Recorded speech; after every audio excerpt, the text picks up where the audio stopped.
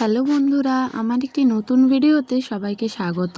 আজ রান্না করব দেশি কয়লার মুরগির কষা কষা ঝোল।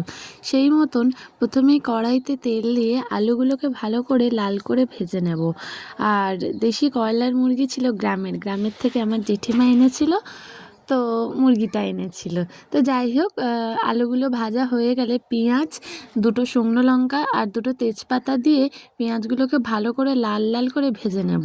তারপরে আমি একটা পেস্ট বানিয়ে রেখেছিলাম, তাতে ছিল আদা, রসুন, শুকনো লঙ্কা, পেঁয়াজ, টমেটো আর জিরে আর তেজপাতার পেস্ট। তো সেই পেস্টটা দিয়ে একটু ভালোভাবে নাড়িয়ে চাড়িয়ে নিয়ে মাংস তো আমি ওই একই পেস্ট মাখিয়ে রেখেছিলাম, আর একটু পেঁয়াজ আর টমেটো দিয়ে মাখিয়ে রেখেছিলাম। তো মাংসটা দিয়ে ভালোভাবে কষাতে হবে, 2-3 বার ভালোভাবে কষাতে হবে ঢাকা দিয়ে দিয়ে। তারপরে দেখলে যে মিক্সিতে যে বেটেছিলাম সেই মিক্সির ধোয়া জলটাকে দিয়ে দিলাম। তারপরে যতক্ষণ না মাংস থেকে তেল বেরিয়ে যাচ্ছে ততক্ষণ আমাদের কষাতে হবে।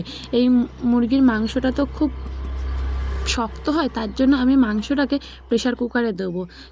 সেই মতন ভালোভাবে কষিয়ে নিয়েছি আমি। ভালোভাবে কষানো হয়ে গেলে তার মধ্যে আমি আলুগুলো দিয়ে আরেকটু ভালোভাবে নাড়িয়ে চাড়িয়ে নিয়ে আমি প্রেশার কুকারে দিয়ে দেবো।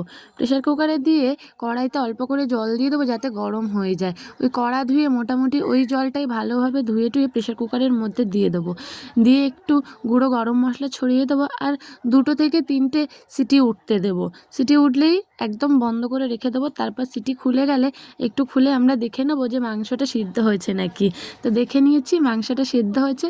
বন্ধুরা, প্রচণ্ড সুন্দর খেতে হয়েছিল যাকে বলে। আর এমনিতেই দেশি কয়লার মুরগির প্রচণ্ড টেস্ট, আর এমনিতে এটা কোনো আবোল তাবোল খায়নি, বলতে গ্রামের যেরকম মুরগি হয় খুব সুন্দর খেতে হয়েছিল। বন্ধুরা, তোমরা একবার পারলে বানিয়ে দেখো বাড়িতে।